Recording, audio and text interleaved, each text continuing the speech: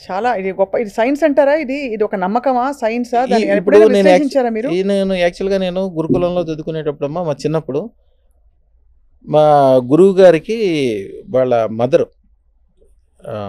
ఇంత లావు ఉంటుంది ఆవిడ.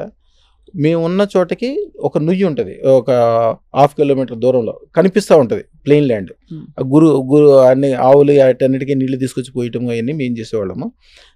ఆ పక్కనే చెరువు కట్ట ఉంది, చెరువు కట్ట మీద నడుస్తూ వెళ్తా ఉంది ఆవిడ.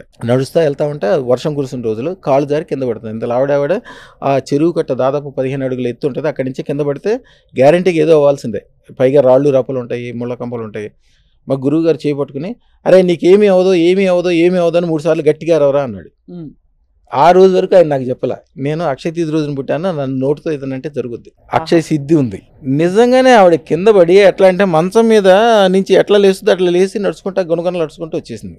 ఆ రోజు నుంచి ఇక అందరూ ఈ గురుగారు ఇది దాచిపెట్టారని చెప్పి ఆ ఏరియాలో రాజులు కానీ చౌదరులు కానీ ఏదైనా మంచి పని చేయాలన్నా ఏదైనా చేయాలన్నా కానీ ₹1 తీసుకొచ్చి నాతో పూజలు పెట్టి నా దగ్గరికి తీసుకెళ్ళి వాళ్ళ వ్యాపారంలో వ్యవహారంలో పెట్టించుకునేవాళ్ళు. నా దగ్గర నుంచి ₹1 తీసుకెళ్ళిన వాళ్ళు ఎవరు కూడా వాడి జీవితంలో మళ్ళీ నాకు ఇంట్లో డబ్బులు కావాలి, నా ఈవేళ డబ్బులు లేవు, నేను అప్పులయ్యాను, నేను నష్టపోయాను అస్సలు లేదు. వాళ్ళ వంశంలోనే ఉండదు. మట్టి పట్టుకుంటే బంగారం అవ్వాల్సిందే. వినడానికి ఎంత హాయిగా ఉందో, ఎంత బాగుందో.